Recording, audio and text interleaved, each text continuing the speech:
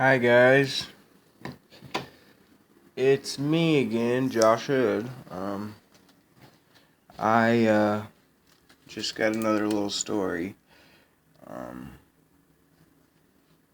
it's about my sperm donor, if you want to call him that. Um, so anyway, I met him. Um, let's see, 7, almost 8 years ago. I am now 28 years old, so I met him when I was around 21. Um, so we tried.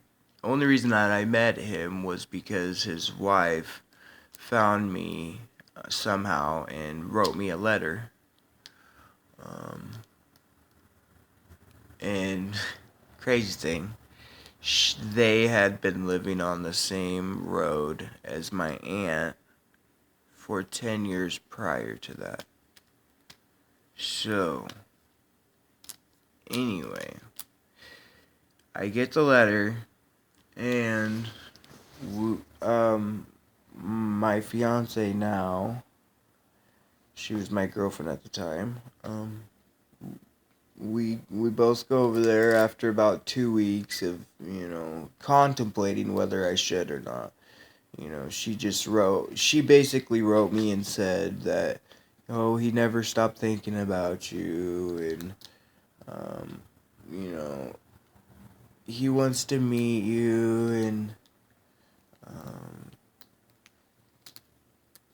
whenever you're ready, just go ahead and come down, basically. So, um, like I said, after about 2 weeks, I went over there and we met, and it was awkward, really awkward, and we talked for a little bit, and it was okay. We got together a few times, and so probably over a 4 year span, for maybe 5 year span, we probably got together a total of 20 times. No, I wouldn't even say that. I would say probably around 12 to 15 times. Yeah, that sounds more right. Um, anyway, so we start building a little relationship. I already my I already have a father. He is my brother's dad. My two younger brothers, it's their biological dad, but he is also my dad. He has taken care of me since I was 2, and that is the only dad I know. You know, he's done everything and anything that a dad would do for their kid. He never treated me any different than the other boys. I am just so grateful that he basically chose me. And I I I received a text from my little brother on my real dad's side, saying that he was in jail.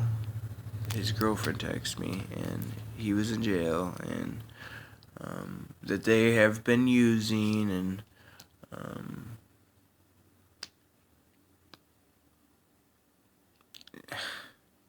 it's just, it's crazy, man. I have been an addict myself, and I am 2 years clean now, a little over 2 years, about 2 years, 2 months. So I've been there before. I know what he's going through, and I told her, you need to tell Dan and Nina, which is sperm donor. Um,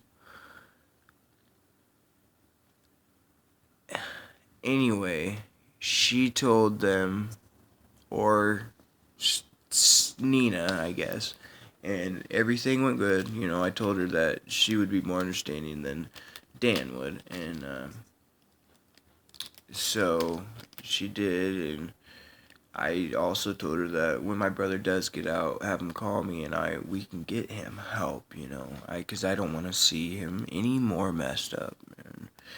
But he also can't do it unless he's ready. So I just said, if he's ready, have him call me, and when he's ready, I will always be here. So, anyway, her, after the girlfriend told Nina, Brandon's mom, my brother's mom,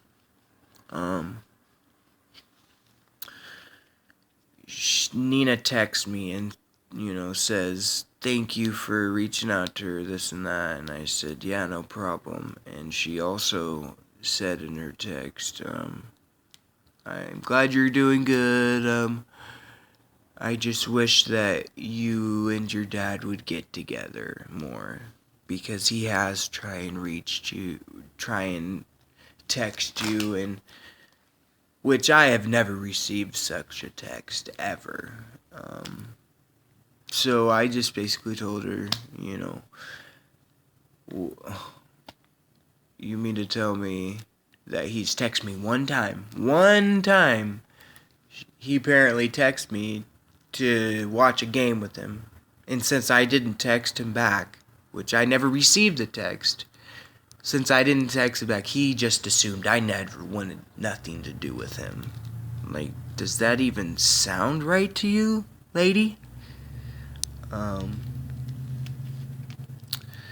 Anyway, she just said that I wish you guys would get back together and this and that, and I just told her, because I had mentioned to the girlfriend that I don't have anything to do with my dad.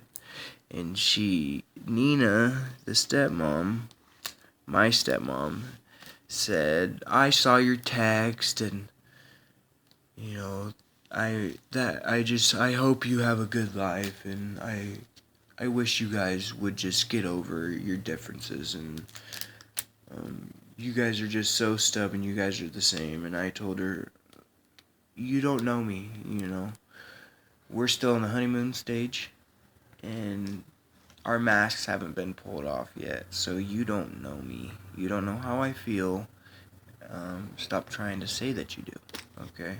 Another thing, it's the father's duty to try, you know what I'm saying? I have tried several times, but it takes two to tango, and that's what I told her. And I also told her that, she needs to open her eyes, because she enables my brother just tremendously. It's just fucking ridiculous. Makes me sick. Anyway, I told her she needs to open her eyes, otherwise my brother is gonna fucking die. And she texts back, fuck you, Josh.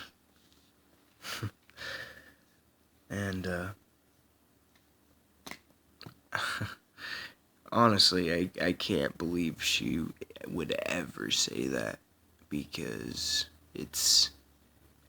I never once called her names. I never said she was a bad mom. All I said is she needs to open her eyes, because my brother is going to die. I am telling the truth, because I care about my brother a lot, man. I know we didn't grow up together or whatever, but still, he's still my blood brother, and I don't want him to die, man. And that being said, she said, fuck you, Josh, and I told her, thank you.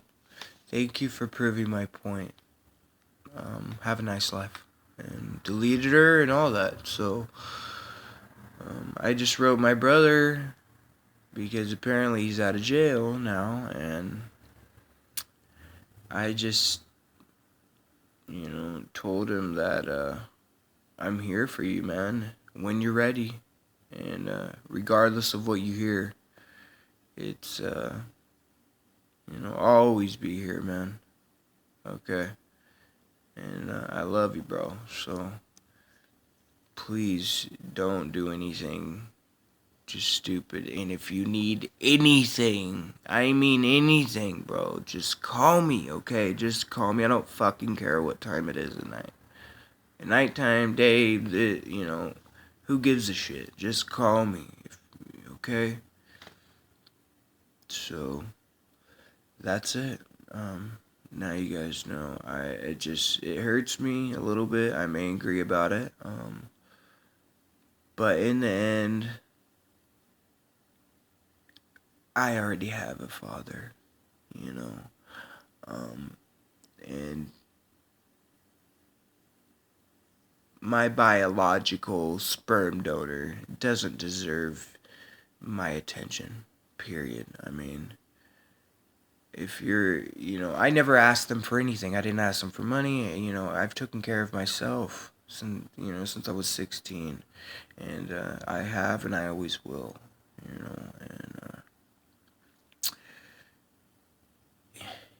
I don't need him, man. It just sucks that we had to leave on that note. But there's my story. There's another story. Hopefully another one to come soon. Have a good day, guys.